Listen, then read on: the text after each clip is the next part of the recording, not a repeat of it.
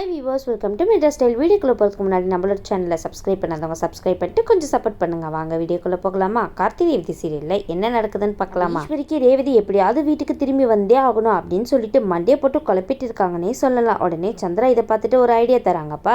ஆமா ஈஸ்வரி, சந்திரா ஐடியா கேளுங்க, சூப்பராக ஒர்க் அவுட் ஆகும். உடனே இந்த சந்திரகலா நேராக ஈஸ்வரியை கூட்டிட்டு ஸ்டேஷனுக்கு தான் போயிட்டு இருக்காங்க. உடனே அங்கே போயிட்டு நம்ம கார்த்தி மேலே ஒரு கம்ப்ளைண்ட் கொடுக்குறாங்க. உடனே அதிகாரிங்க சொல்றாங்க, இங்க பாருங்க, அவங்க ரெண்டு பேரும் ஹஸ்பண்ட் அண்ட் ஒய்ஃப்னு சொல்றீங்க. அப்படி இருக்கும்போது அவரை போய் நான் எப்படி அரெஸ்ட் பண்ண முடியும் அப்படின்னு சொல்லி கேட்டுட்டு இருக்க. பாருங்க சார், அந்த கார்த்தி இருக்கான்ல, அவன் என்னோட பொண்ணு திட்டம் போட்டு தான் கல்யாணம் பண்ணான். அது மட்டும் இல்லாம என்னோட பொண்ணுக்கு எல்லா ஒண்ணுமே தெரிய வந்து அவன் கூட சேராம தான் வாழ்ந்துட்டு இருந்தா. ஆனா இப்போ என் பொண்ணுகிட்ட என்னென்னமோ போய் சொல்லி அவன் என் பொண்ணு கூட்டிட்டு போயிட்டான் சார். என் பொண்ணு எப்படியாவது நீங்க தான் மீட்டு கொடுக்கணும் அப்படின்னு சொல்லிட்டு கம்ப்ளைண்ட் கொடுக்க, அதிகாரியும் சரிங்க மேடம், உங்க கம்ப்ளைண்ட்டை இதுல எழுதி கொடுங்க, நாங்க கம்ப்ளைண்ட் எடுத்துக்கிறோம் அப்படின்னு சொல்லிட்டு அதிகாரிங்க சொல்ல, உடனே நம்ம ஈஸ்வரி கம்ப்ளைண்ட் எழுத ஆரம்பிச்சிட்டாங்க. இந்த பக்கம் நம்ம சந்திரகலா அதிகாரியை தனியா போய் சந்திக்கிறாங்க. நம்ம சந்திரா அந்த அதிகாரி கிட்ட சொல்றாங்க, இங்க பாருங்க சார், நீங்க நினைக்கிற மாதிரி அந்த கார்த்தி நல்லவன் ஒன்றும் கிடையாது. அவன் ரொம்ப மோசமான ஆளு. அது மட்டும் இல்லாம அவன் பெரிய பணக்காரன் கூட. நீங்க மட்டும் போய் அரெஸ்ட் பண்ணீங்கன்னு வச்சுக்கோங்களேன், அவன் உங்களுக்கு தகுந்த மாதிரி ஏதோ பேசி குழப்புவான். சந்திரா பணத்தை நீட்டுறாங்க. உடனே அதிகாரி கேட்கறாங்க, எதுக்காக இந்த பணம் அப்படின்னு சொல்லி கேட்டுட்டு இருக்கும்போது, அவனை அரெஸ்ட் பண்ணணும். இதை வச்சுக்கோங்க சார், அவன் என்ன பேசினாலும் சரி, நீங்க அதுல இருந்து பின்வாங்கவே கூடாது. அவனை எப்படியாவது நீங்க அரெஸ்ட் பண்ணியே ஆகணும். இன்னும் அதிகமான பணம் வேணா கூட தரேன், ஆனா அந்த கார்த்தியை கண்டிப்பா அரெஸ்ட் பண்ணியே ஆகணும் சார் அப்படின்னு சொல்லிட்டு இருக்க. உடனே அந்த அதிகாரியும் அந்த பணத்தை வாங்கிட்டு, சரிங்க மேடம், நீங்க சொன்ன மாதிரியே பண்ணிடலாம் அப்படின்னு சொல்ல, இந்த பக்கம் நம்ம ஈஸ்வரி கம்ப்ளைண்ட் எழுதி கையில கொடுத்துறாங்கப்பா. இந்த பக்கம் நம்ம மயில் வாகனமும் ரோகிணி இருக்காங்க இல்லையா, அவங்க ரெண்டு பேரும் நம்ம பரமேஸ்வரி பாட்டி கிட்டயும் ரேவதி கிட்டயும் பேசிட்டு இருக்காங்கன்னு சொல்லலாம். உடனே பரமேஸ்வரி பாட்டி வந்து சொல்றாங்க, என்ன இருந்தாலும் சரி, என்னோட பேரனும் பேத்தியும் நல்லபடியா வாழ ஆரம்பிக்கணும் அப்படின்னு சொல்லிட்டு இருக்கும் போது, உடனே மயில் வாகனமும் ரோகிணி சொல்றாங்க, இங்க பாருங்க பாட்டி, நீங்க ஒன்னும் கவலைப்படாதீங்க, அதான் ரேவதியே இங்க வந்துட்டல, கண்டிப்பா நீங்க நினைச்ச மாதிரி மட்டும்தான் நடக்கும். அதுக்கப்புறம் அம்மா என்ன சதித்திட்டம் செஞ்சாலும் சரி, அது செல்லுபடியா ஆகாது ரேவதி கிட்ட அப்படின்னு சொல்லிட்டு இருக்கும் போது, ரேவதி வந்து ரோகிணி கிட்ட சொல்றாங்க, அக்கா நம்ம கோவிலுக்கு போயிட்டு வரலாமா அப்படின்னு சொல்லிட்டு இருக்கும் போது, உடனே பரமேஸ்வரி பாட்டி சொல்றாங்க, ஆமா நீங்க ரெண்டு பேரும் கோவிலுக்கு போயிட்டு வாங்க, என்னோட பேரனோட வாழ்க்கையும் ரேவதியோட வாழ்க்கையும் நல்லபடியா தொடங்கணும் அப்படின்னு சொல்லிட்டு அந்த கடவுள் கிட்ட வேண்டிட்டு வாங்க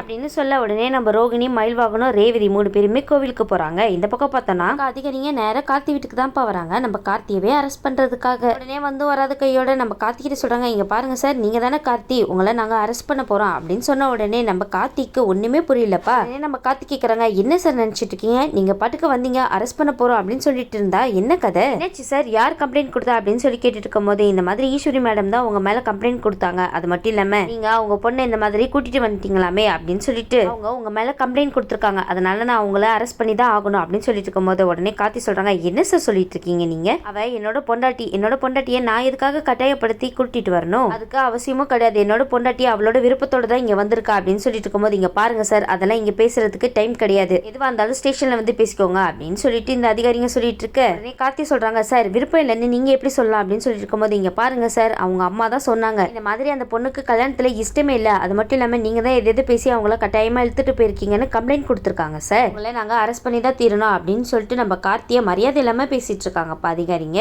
நம்ம கார்த்தி சொல்றாங்க, இங்க பாருங்க சார், மரியாதை இல்லாம பேசாதீங்க அப்படின்னு சொல்லும்போது, இங்க பாரு, நீ என்ன வேணாலும் பேசிக்கோ, எதுவா இருந்தாலும் லாயர் வச்சு பாத்துக்கோ, ஃபர்ஸ்ட் ஸ்டேஷனுக்கு நட அப்படின்னு சொல்லிட்டு நம்ம கார்த்தியை இழுத்துட்டு போறாங்கப்பா. உடனே இதெல்லாம் பரமேஸ்வரி பாட்டி பார்த்துட்டு, ஐயோ என்னோட பேரனை அரெஸ்ட் பண்ணி கூட்டிட்டு போறாங்களே அப்படின்னு சொல்லிட்டு கதறி அழுத்துட்டு இருக்காங்கப்பா. பாவம், நம்ம ரேவதியும் இல்ல அந்த இடத்துல, நம்ம மயில் வாகனமும் இல்ல, என்ன பண்ணுவாங்களோ இவங்க. உடனே இந்த விஷயத்தை கேள்விப்பட்டு நம்ம சாமுண்டீஸ்வரி, சந்திரகலா பயங்கரமா சந்தோஷப்பட ஆரம்பிச்சுட்டாங்க. உடனே இவங்க ரெண்டு பேரும் சந்தோஷமா வீட்டுக்கு வரத பார்த்துட்டு நம்ம ராஜராஜன் நினைக்கிறாங்க, என்னது இது, அக்காவும் தங்கச்சியும் எங்கேயோ போனாளுங்க, ஆனா இப்போ பயங்கர சந்தோஷத்தோட வீட்டுக்கு திரும்பி வரத பார்த்தா கண்டிப்பா ஏதாவது பண்ணி வச்சுதான் வந்திருப்பாங்க அப்படின்னு சொல்லிட்டு நம்ம ராஜராஜன் கண்டுபிடிச்சிடறாருப்பா. ராஜராஜன், உங்க ஒய்ஃபை பத்தி நல்லா புரிஞ்சு வச்சிருக்கீங்க அப்படின்னு சொல்லிட்டு நம்ம மயில் வாகனமும் ரோகிணியும் வீட்டுக்கு திரும்பி வர, நம்ம சந்திரகலா ஈஸ்வரியை பார்த்துட்டு, என்னமாமா இவங்க ரெண்டு பேரும் இவ்வளவு சந்தோஷமா இருக்காங்க, என்ன விஷயம் அப்படின்னு சொல்லிட்டு நம்ம மயில் வாகனம் கேட்க, அதுக்கு ராஜராஜன் சொல்றாங்க, அதுதான் மாப்பிள்ளை எனக்கும் தெரியல, இவங்க வெளியில போயிட்டு வந்ததுல இருந்து பயங்கர சந்தோஷமா இருக்காங்களே, கண்டிப்பா ஏதாவது பிரச்சனையை கூட்டிட்டு தான் வந்திருக்கணும் அப்படின்னு சொல்லிட்டு நம்ம ஈஸ்வரி கிட்ட கேக்குறாங்க. ராஜராஜன், ஈஸ்வரி, நீங்க ரெண்டு பேரும் வந்ததுல இருந்து ரொம்ப பயங்கரமா சந்தோஷமா இருக்கீங்களே, என்ன காரணம் அப்படின்னு சொல்லி கேட்டுட்டு இருக்கா. உடனே நம்ம ஈஸ்வரி சொல்றாங்க, நீங்க மாப்பிள்ளைன்னு சொல்லிட்டு இருப்பீங்கல்ல,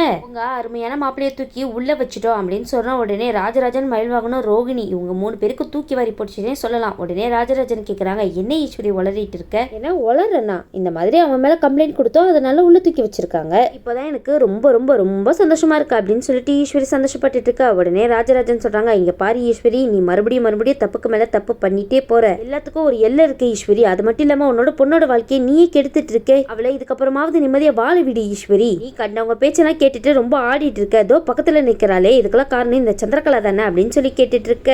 நம்ம ஈஸ்வரி சொல்றாங்க, இங்க பாருங்க, சும்மா சும்மா என்னோட தங்கச்சியை குறை சொல்லிட்டு இருக்காதீங்க, இதுக்கெல்லாம் காரணம் என்னோட தங்கச்சி தங்கச்சி கிடையாது, நீங்க மாப்பிள்ளைன்னு ரொம்ப உயர்வா வச்சுட்டு தலையில தூக்கி வச்சிருந்தீங்கல்ல, அந்த கார்த்தி தான் காரணம். அவன் இந்த மாதிரி மட்டும் பண்ணலன்னா நான் எதுக்காக அவனை உள்ள தூக்கி வைக்கணும்? அவன் எந்த இடத்துல இருக்கணுமோ அந்த இடத்துல தான் கரெக்டா இருக்கான் அப்படின்னு சொல்லிட்டு நம்ம ஈஸ்வரி பயங்கர சந்தோஷத்தோட இருக்க, இந்த பக்கம் நம்ம ரேவதி கோவிலுக்கு போயிட்டு வீட்டுக்கு வந்ததுக்கு அப்புறம் நம்ம பரமேஸ்வரி பாட்டி அழுதுட்டு நடந்த எல்லா விஷயத்தையுமே சொல்றாங்க. உடனே நம்ம ரேவதி ஷாக் ஆகி என்ன பாட்டி சொல்லிட்டு இருக்கீங்க அப்படின்னு சொல்லி கேட்டதுக்கு அப்புறம் நம்ம பரமேஸ்வரி பாட்டி சொல்றாங்க, ஆமாமா இந்த மாதிரி உங்க அம்மா கார்த்தி மேல கம்ப்ளைண்ட் கொடுத்துருக்கா, அதனால கூட்டிட்டு போயிட்டாங்க அப்படின்னு சொல்லிட்டு இருக்கும்போது ரேவதி சொல்றாங்க, இங்க பாருங்க பாட்டி, நீங்க தயவு செய்து அழாதீங்க, நான் தான் இருக்கல, நான் எப்படியாவது மாமாவை வெளியில கூட்டிட்டு வந்துருவேன் அப்படின்னு சொல்லிட்டு நேரா நம்ம ரேவதி ஸ்டேஷனுக்கு தான் வராங்க. உடனே ரேவதி கேக்குறாங்க, எதுக்காக நீங்க இந்த மாதிரிலாம் பண்ணீங்க, அவர் எதுக்கு நீங்க அரெஸ்ட் பண்ணி கூட்டிட்டு வந்தீங்க? அது மட்டும் இல்லாம அவர் என்னோட ஹஸ்பண்ட், நான் விருப்பப்பட்டு தான் அவர் கூட போனேன், யாரும் என்ன கம்பல் பண்ணிலாம் கூட்டிட்டு போகல அப்படின்னு சொல்லிட்டு இருக்க. உடனே அதிகாரிங்க சொல்றாங்க, இங்க பாருங்க மேடம், இந்த கம்ப்ளைண்ட்டை உங்க அம்மா தான் கொடுத்தாங்க அப்படின்னு சொல்லிட்டு இருக்கும்போது ரேவதி சொல்றாங்க, இங்க பாருங்க சார், அம்மா கம்ப்ளைண்ட் கொடுத்தாங்கன்னா எதுவும் விசாரிக்காம அவங்கள உள்ள தூக்கி வச்சிருவீங்களா? அது மட்டும் இல்லாம அவர் என்னோட ஹஸ்பண்ட், நானே தான் விருப்பப்பட்டு என்னோட ஹஸ்பண்ட் கூட போனேன் அப்படின்னு சொல்லிட்டு நானே சொல்லிட்டு இருக்கேன். ஆனா நீங்க ஏன் பேச்சு கேட்காம அம்மா கம்ப்ளைண்ட் கொடுத்தாங்கன்னு சொல்லிட்டு இருக்கீங்க, இதெல்லாம் நியாயமா சார்? பாருங்க மேடம், என்னால எதுவுமே பண்ண முடியாது. அது மட்டும் இல்லாம உங்க அம்மா கம்ப்ளைண்ட் கொடுத்துட்டாங்க, நீங்க வேணும்னா உங்க அம்மா கிட்ட போய் பேசி அந்த கம்ப்ளைண்ட்டை வாபஸ் வாங்க பாருங்க அப்படின்னு சொல்லிட்டு இருக்க. உடனே நம்ம ரேவதி வந்து கார்த்திகிட்டே பேசுறாங்க, இதுக்கெல்லாம் காரணம் அம்மா தானே, எங்க போனாலும் நிம்மதியா வாழ விட மாட்டாங்கன்னு நினைக்கிறேன் மாமா அப்படின்னு சொல்லிட்டு இருக்கும்போது நம்ம கார்த்தி சொல்றாங்க, இதுக்கெல்லாம் காரணம் பணம் தான், அதனால தான் அவர் அந்த மாதிரிலாம் பேசிட்டு இருக்காரு ரேவதி. அது மட்டும் இல்லாம நீ ஒன்னும் கவலைப்படாத, இங்க இருந்து எப்படி வெளியில வரணும்னு எனக்கு நல்லாவே தெரியும் அப்படின்னு சொல்லிட்டு இருக்க.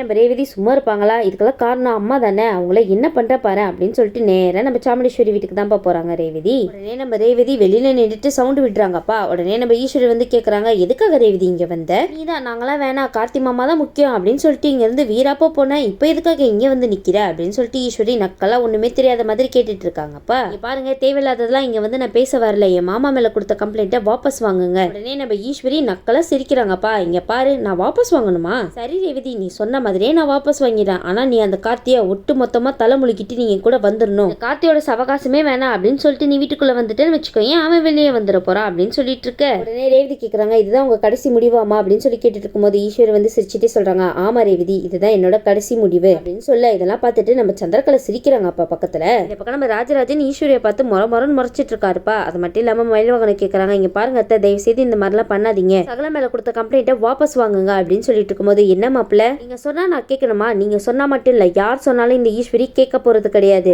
கார்த்தி வெளியில வரணும்னா ரேவதி வீட்டுக்குள்ள வரணும், அப்பதான் அந்த கார்த்தி வெளியில வர முடியும். இங்க பாரு ரேவதி, இப்பவே வீட்டுக்குள்ள வா, கார்த்தி இப்பவே வெளியில வந்துடும் அப்படின்னு சொல்லிட்டு நம்ம ஈஸ்வரி, இதுதான்ப்பா என்னோட இறுதி முடிவு அப்படின்னு சொல்லிடுறாங்க. உடனே இந்த சந்திரகலை வெளியே இருக்காங்க இல்லையா, பயங்கரமா யோசிக்கிறாங்கப்பா ரேவதியை பார்த்துட்டு, என்னடி ரேவதி, என்னையவா அடிச்சு நீனு? அடிச்சல, உனக்கு இந்த நிலைமை தேவைதான், உன்னால எதுவுமே பண்ண முடியாது, அக்கா இப்போ என்னோட கையில, அவன் நான் என்ன சொன்னாலும் தலையாட்டுவா ரேவதி அப்படின்னு சொல்லிட்டு நக்கலை சிரிச்சுட்டே போறாங்கப்பா இந்த சந்திரகலா. உடனே நம்ம ரேவதி நேர ஸ்டேஷனுக்கு வராங்கன்னே சொல்லலாம். உடனே அதிகாரி கிட்ட சொல்றாங்க, இங்க பாருங்க, எங்க அம்மா தேவையில்லாம எங்க ரெண்டு பேரையும் பிரிக்கிறதுக்காக தான் இந்த மாதிரி பொய்யான புகாரை கொடுத்துருக்காங்க, அதனால தயவு செய்து எங்க மாமாவை வெளியில விட்டுருங்க சார் அப்படின்னு சொல்லிட்டு இருக்கும்போது உடனே அதிகாரிங்க சொல்றாங்க, இங்க பாருமா, நீங்க சொன்னதுக்காகலாம் வெளியில எல்லாம் விட முடியாது, உங்க அம்மா தானே கம்ப்ளைண்ட் கொடுத்தாங்க, உங்க அம்மா கம்ப்ளைண்ட் வாபஸ் வாங்கிட்டு அவர் வெளியில வந்துட போறாரு, அது வரைக்கும் என்னால அவரை வெளியில விட முடியாதுமா அப்படின்னு சொல்லிட்டு இருக்கும்போது உடனே ரேவதி கேக்குறாங்க, இதுதான் உங்களோட முடிவா சார் அப்படின்னு சொல்லி கேட்டு இருக்கும்போது, ஆமாமா இதுதான் முடிவு. உடனே நம்ம ரேவதி வந்து, ஓ இதுதான் உங்க முடிவா, இப்போ என்ன பண்ற பாருங்க அப்படின்னு சொல்லிட்டு ஸ்டேஷன் வாசலே உட்காந்து போராட்டம் பண்ண ஆரம்பிச்சிட்டாங்கப்பா. உடனே இதை பார்த்த அதிகாரிக்கு ஷாக்கிங்னே சொல்லலாம், ஐயோ என்னடா இந்த பொண்ணு இங்க உட்காந்து போராட்டம் பண்ண ஆரம்பிச்சிருச்சே. உடனே அந்த அதிகாரி வந்து ஈஸ்வரிக்கு தான் கால் பண்றாங்க. ஈஸ்வரிக்கு கால் பண்ணி, உங்க பொண்ணு இங்க என்ன பண்ணிட்டு இருக்காங்க தெரியுமா, போராட்டம் பண்ணிட்டு இருக்காங்க அப்படின்னு சொன்ன உடனே அதுக்கு ஈஸ்வரி சொல்றாங்க, அவ என்ன பண்ணாலும் சரி கார்த்தி வெளியவே வரக்கூடாது அப்படின்னு சொல்ல,